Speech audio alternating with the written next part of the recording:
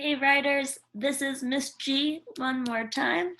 This is my third and final Cinderella adaptation read aloud. This one is called Seriously, Cinderella is So Annoying. The Story of Cinderella as Told by the Wicked Stepmother by Trisha Speed Shashkin. Last time, just remember that you're recording in a chart like this for this story. What changed? What did the author choose to change? Maybe there's one change that's already very obvious to you, so make a bulleted list. What things did the author choose to keep the same to the original Cinderella? And finally, again, what is the author trying to say? Is it the same, different? What do you think the author is trying to say with this? Why did they write this one like this? Okay, here we go.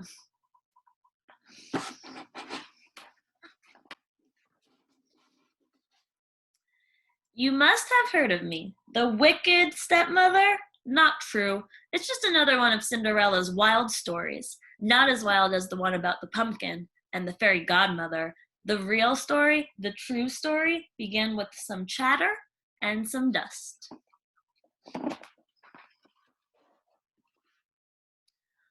All I ever wanted was a husband and a mansion. Before I married Cindy's father, my two darlings and I had met Cindy only a few times.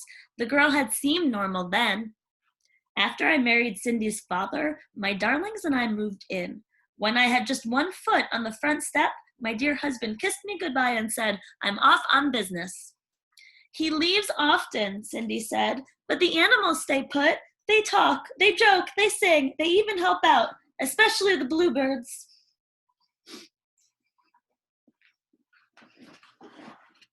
Now, I don't mind a story, but I like facts, not fiction. Soon the girl was talking all kinds of hokey pokey. "Once upon a time," Cindy said, "one of the bluebirds became blue. Not the color, the feeling. His friend had flown south." My darlings and I were stuck near the front door. I just wanted to put away my bags, and that's when I saw it. Dust. "Dear, is the whole house this dusty?" I asked. "I don't know," Cindy said. "I'll give you a tour."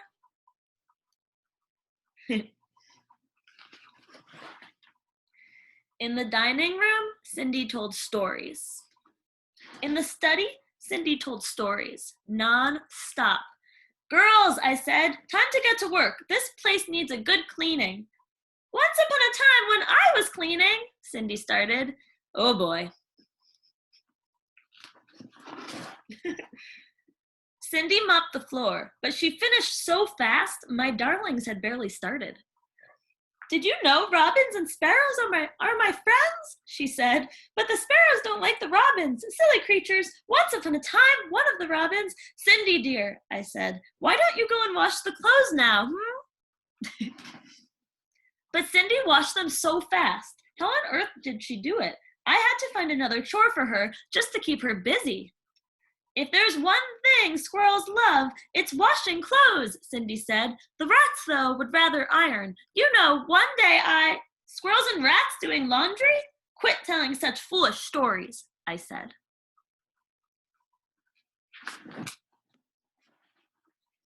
Time passed, but nothing changed. In the garden, Cindy told stories. In the kitchen, Cindy told stories.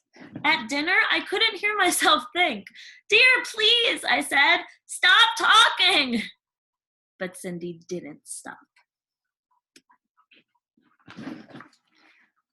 One day, a letter arrived. It was an invitation to the king's ball. The prince would surely fall in love with one of my darlings. Then they would marry, live in a beautiful castle, and one day be king and queen of all the land. "Oh, stepmother, I have to go too," said Cindy. "Once upon a time, a girl and a prince." And then, just like that, Cindy lost her voice. Imagine, it had to be from all that storytelling. Well, what could I do? I told Cindy she had to stay home for her health. She cried, of course, but a ball was no place for a sick girl. She needed rest. Sometimes it's so hard being a stepmother.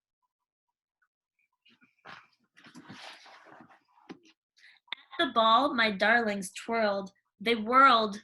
But then some strange girl waltzed in. Her gown was magnificent. I couldn't take my eyes off it.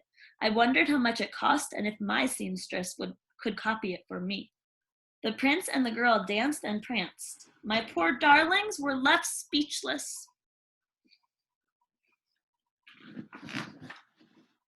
A few days later, the prince made an announcement.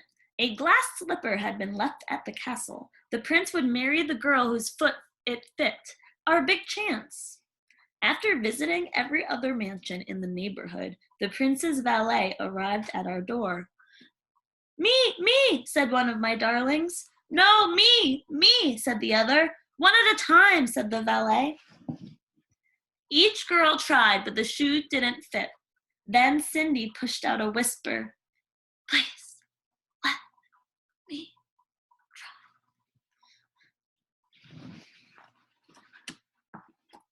The shoe fit. Cindy pulled the match out of her pocket. What? My darlings cried. Cindy pushed out another whisper. She said something about a pumpkin coach and mice that turned into horses. She even added a fairy godmother. Please, there's no such thing. But I still don't know where she got those shoes.